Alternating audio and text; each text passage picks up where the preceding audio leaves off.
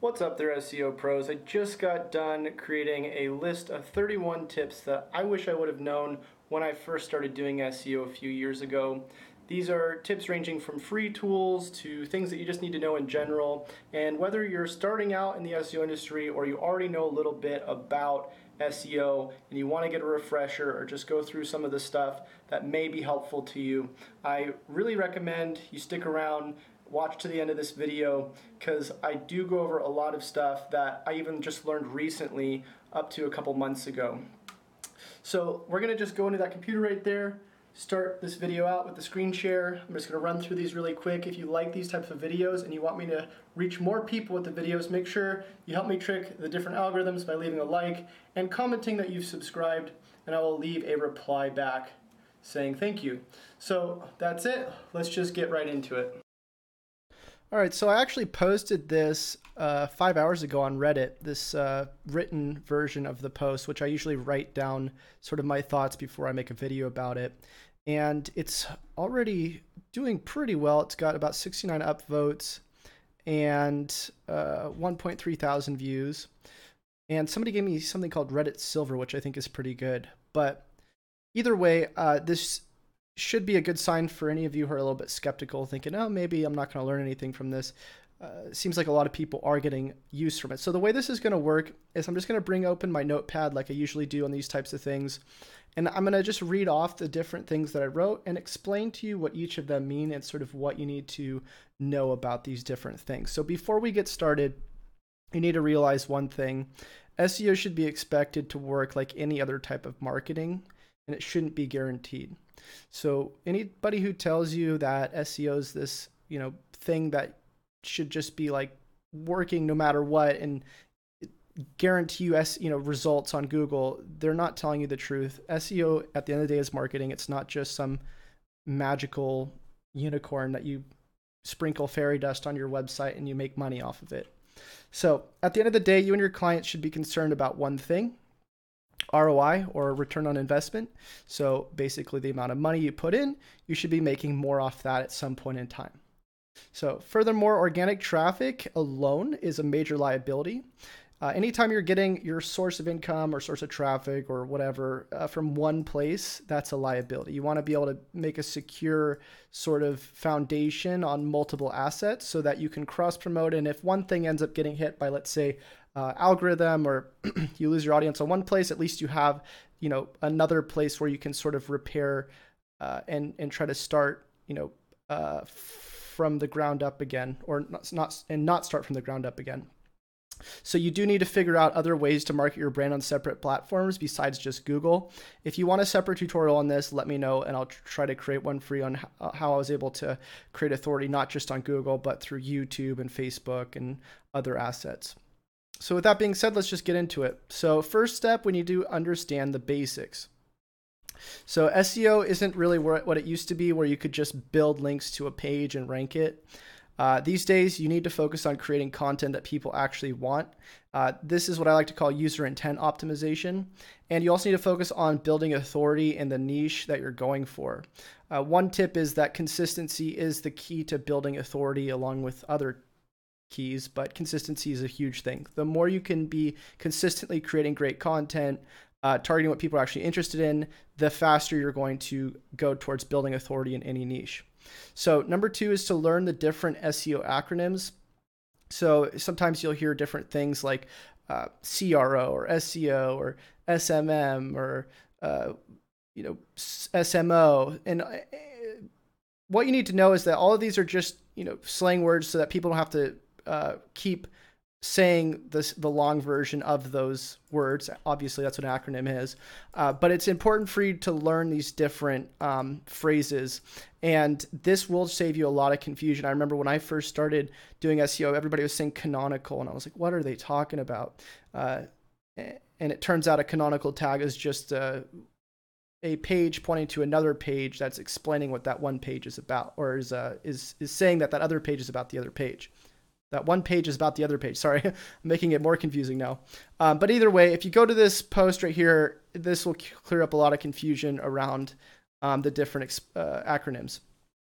All right, number 3, you need to understand the basics of on-page SEO. So I created a quick cheat sheet of the important on-page factors that you need to know from greatest to least important. So number 1, we got page speed, we got MC and SC, which stands for main content, supplementary content.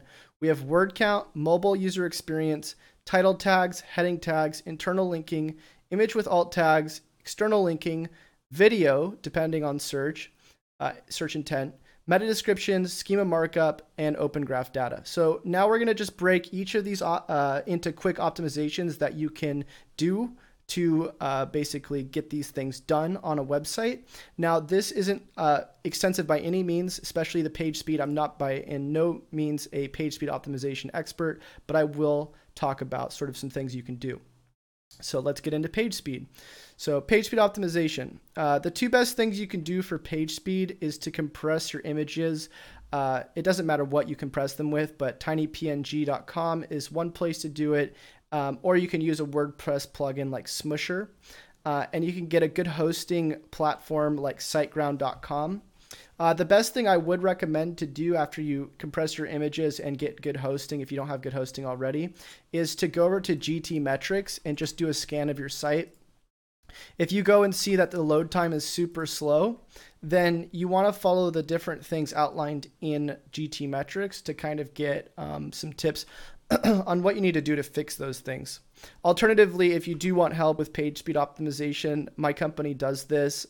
You can just go to Marketing Services, Speed Optimization, and order some help getting your site up. I don't personally do this, but I have people in my agency that do this for me. So you can see here, look at this 10-second load time, minimize redirects.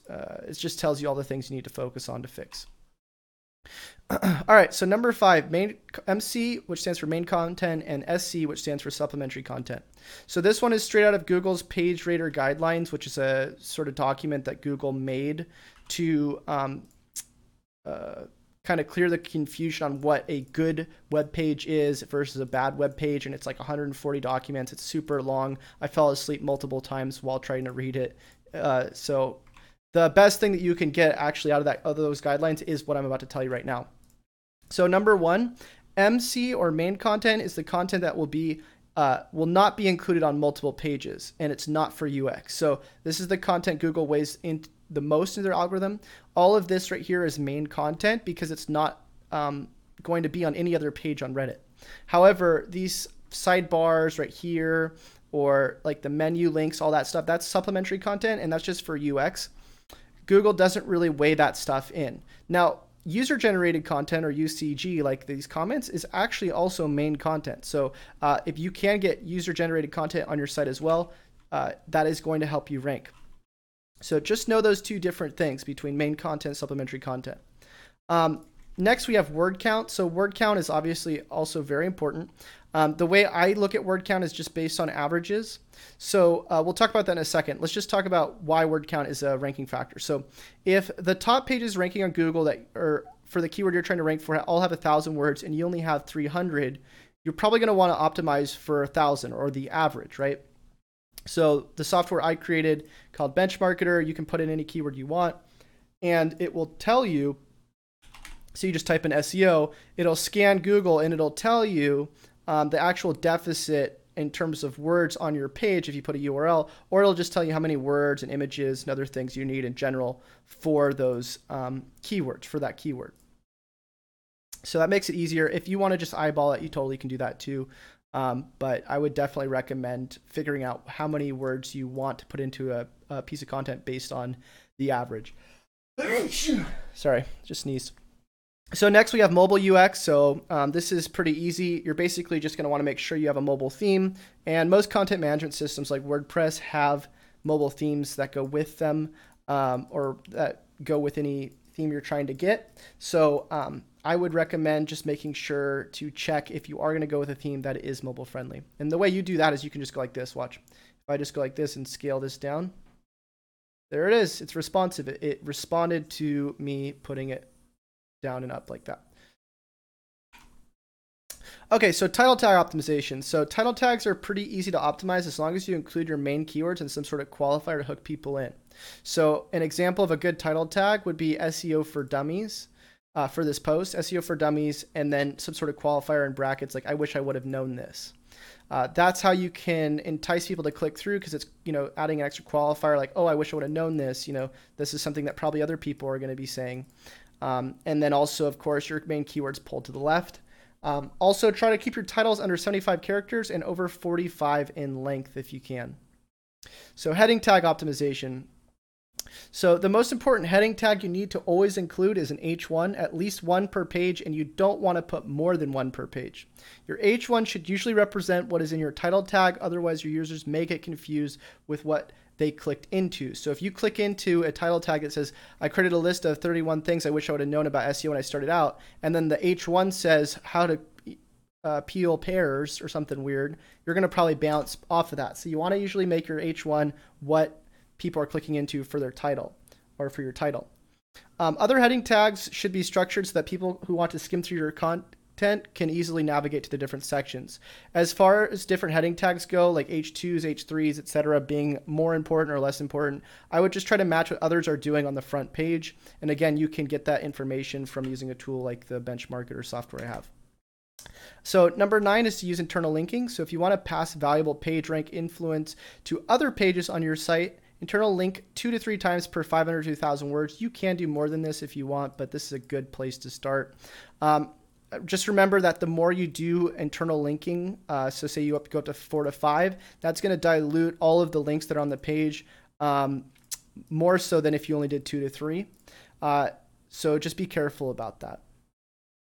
Okay, so number 10 is images with alt tags. So images can really help people on your pages and lower your bounce rates and boost your dwell times. So just make sure that if some of your visitors are blind, which some of them are, they're actually blind, they can't see, they have screen readers so they can read what your actual images are about. So if you're just putting in like SEO 2018, SEO 2018 in your alt tags, but it's actually a picture of a guy holding a sign, you want to put that in your alt tags, because then people can actually see, or not see, but read what it's about.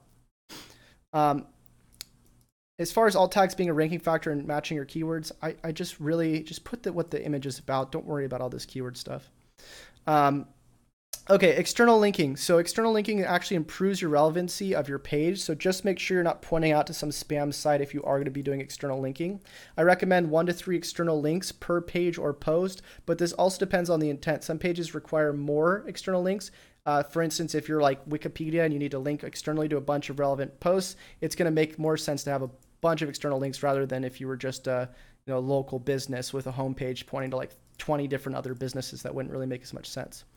So number 12 is video optimization. So this depends on search, but video isn't always the best option, but I have seen it improve rankings and lower bounce rates. I've also seen it do vice versa. So it really depends on the intent, if people are actually intending to find a video or not.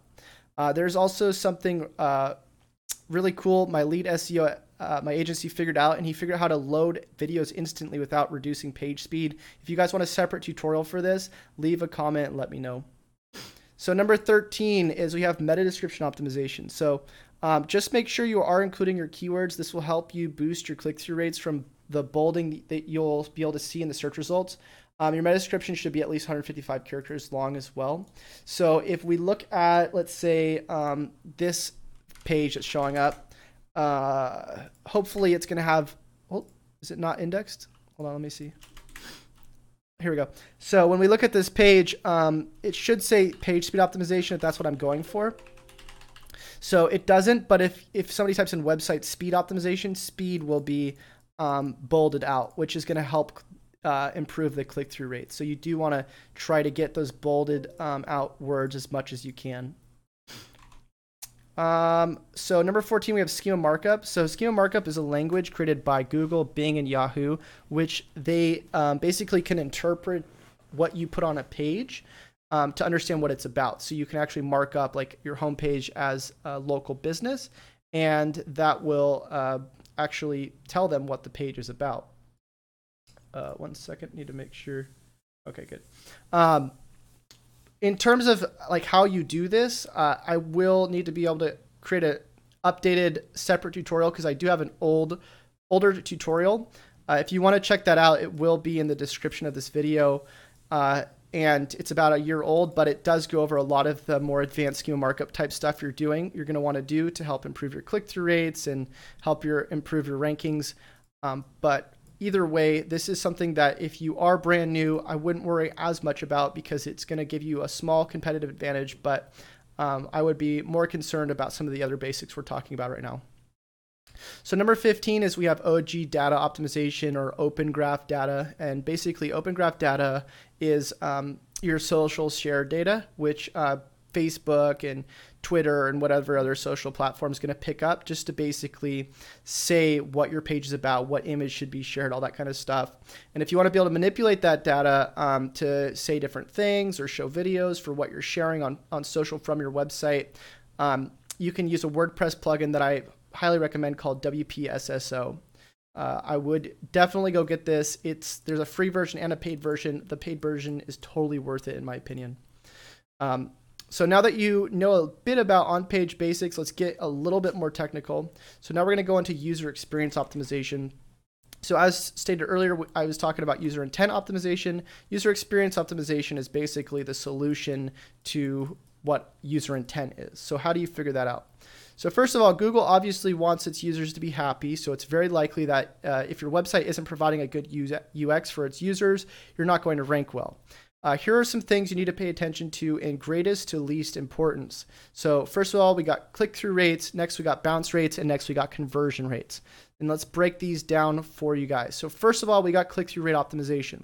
For click-through rate optimization, what you're going to try to do, first of all, this is the first tip you can do, is try to find ads that are ranking on Google for similar keywords. So if we type in like cat sweaters, sorry, I always reference this, and we see that ads that are paying, probably thousands of dollars for publicity have cozy cat sweater, something like that. They're likely spending a lot of money to improve their ad score and to get higher click-through rates and lower cost per clicks. So if you take, sorry, that wasn't even an ad, that was just schema aggregate rating. If you take like what's in an ad copy and you put it into your own titles, there's a high chance that it's probably going to perform well in terms of its rankings and also in terms of its click-through rates. So that's the first tip. The next tip is to, if you have had your page for about a month and you haven't worried too much about the click-through rates in the first place, go to Google Search Console and do this. So if we go to Google Search Console, what you can actually do is log in, go to your website, like so. You're going to open report under performance, and you're going to click on all these columns that are all highlighted, and you're going to find a page that you want to optimize for click-through rates. So let's just say SEO audit checklist template is one of the pages you want to go for. Now here we can see right here we have 3% click-through rate for SEO audit template, but then a 0.2% click-through rate for SEO audit checklist. So we probably want to improve this one because it's getting such a low click-through rate. So if I click into that, I can see that on average it's ranking for, let's say, position 17. So what I could probably do is in the title tag, I could include the words SEO audit checklist, and then also some words that are getting high click-through rates, like SEO Audit Checklist 2018, and then also include the word template. And I'm basically combining the words that aren't performing well and the words that are all into one thing. So if I could include template, roadmap, audit checklist 2018, because those are all the highest ones appearing here, it'll probably do a lot better. So instead of it being, let's see where it's at now, SEO audit, hover over to see the title tag. Oops, sorry, wrong one. Here it is. SEO audit checklist template 2018, maybe I could go and say, okay, Notepad SEO audit template best roadmap checklist on market. Something like that, because then I get like everything on there and I get a qualifier. Obviously, if this doesn't work the first time, it's totally fine to keep re-optimizing your titles until your titles do perform better. But that's how you can easily start boosting your click-through rates with Search Console. And this is my favorite way for doing this for myself and for clients. Next thing you need to know about is bounce rate optimization. So to lower your bounce rates, which basically is how people show up on your site and then either stay for 30 seconds or interact with something on your website or just straight up leave, that's what a bounce rate is. So if you have a really high bounce rate, that's bad. To lower your bounce rates, by the way, if it's above 70%, that's when you want to start lowering it. You can either A, increase your page speed, B, focus on creating a design that exactly represents what your target visitor is intending on finding, or C, video and images may also help reduce your bounce rates. Now, there's some other stuff you could probably do as well, but these are the top 3 things I would recommend. So conversion rates, for conversion rate optimization, you want to make sure that your page is clear with what you want your users to do. You may also put a call to action above the fold on your website, which will probably help as well. So above the fold basically means they don't have to scroll. And here we go. Here's 2 call to actions on my homepage that are above the fold. All right, so now we're going to go into the utilizing free tools. So the top free tools are as follows. We got Google Search Console, we got Google Analytics, Google Keyword Planner, Screaming Frog, Google Sheets, and the Yoast SEO plugin. There's plenty of other tools I could have listed here, but these are the first I'd say you need to get right away, and let's go over each of them right now. So first of all, we got Google Search Console. Google Search Console gives you the ability to see if there are any problems going on with your website. You can submit URLs to get indexed, analyze incoming links, but more importantly, it's the only tool which is going to show you how many clicks and what click-through rates you're getting for the keywords you're ranking for based on what I showed you earlier. Google Analytics is going to help you see what your UX is on your site, such as bounce rates, conversion rates, pages per session, traffic from different sources, unique user data, and a whole lot more. This also would require a separate course on, and I do have some videos on my YouTube channel if you search for them. Google Keyword Planner enables you to find keyword data for what people are searching for on Google and what their search rates are. However, I don't really use it. I use a paid tool for this, which we'll cover in a second. Screaming Frog is a free tool up to 500 URLs that helps you identify on-page issues with your website. And then Google Sheets is just amazing for tracking your data and auditing websites. Number 25 is Yoast SEO plugin, and I honestly don't care what SEO plugin you use. Yoast is just great because it doesn't only give you the ability to optimize your titles and metas, but adds extra functionality such as utilizing canonicals and automatic redirects if you get pro. If you don't know what that means, don't worry about it. It's stuff you're going to be doing once you start getting into more technical stuff. Okay, so 26 is utilize paid tools. So if you have the budget, get the following tools by order: Ahrefs or SEMrush, Screaming Frog Pro, my personal audit template, and I'm not just saying that because I want you to buy my stuff. This is actually something that I spent a ton of time creating because I freaking do audits 24/7. Cognitive SEO Content Analyzer, Benchmarketer or Quora, and I already put Ahrefs or SEMrush. All right, so let's go over Ahrefs or SEMrush. Both these tools are great for competitor and keyword analysis. If I could choose one over the other, it would definitely be Ahrefs, such as their data seems to be a lot more accurate, and I prefer their interface over SEMrush. It just seems more comprehensive to me. SEMrush seems kind of, seems like it's lacking in certain aspects. For Screaming Frog Pro, the reason why it's going to be important to buy is because if you're going to be auditing websites above 500 URLs, which you probably will, you're going to want to get that. My audit template, the only reason I'm promoting this product again is because I spent countless hours creating an SEO template that tells you what you need to check for when you're auditing a website, and it works well with something like Screaming Frog. So if you want the template, the link will be in the description.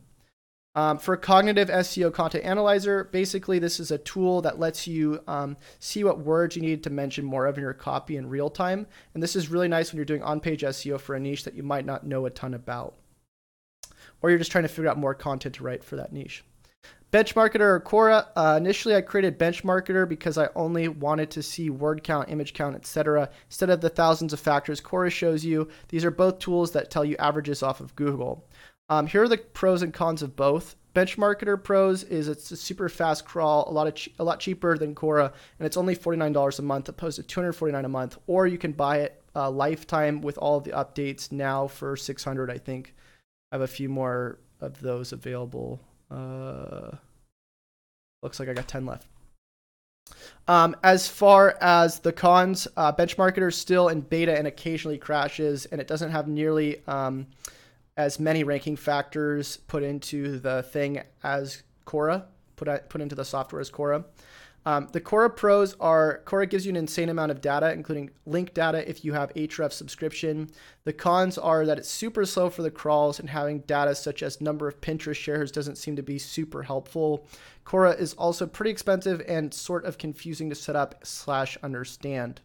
So that's pretty much it, guys. I hope you liked this list. If you haven't done so already, please join the Facebook group. It's called the White Hat SEO Network. You can ask me questions, interact with me and other people. And also, if you don't get a notification for these videos, I usually post them in the Facebook group, which will help you see my updates if you don't get them through YouTube. YouTube isn't always good about distributing content these days. So if you have any questions and I didn't cover something, or you need to reach out to me in any way, leave a comment on this video, or just head over to chaserunner.com /contact and leave me an email. And that's it for today. Until next time, guys, happy SEOing.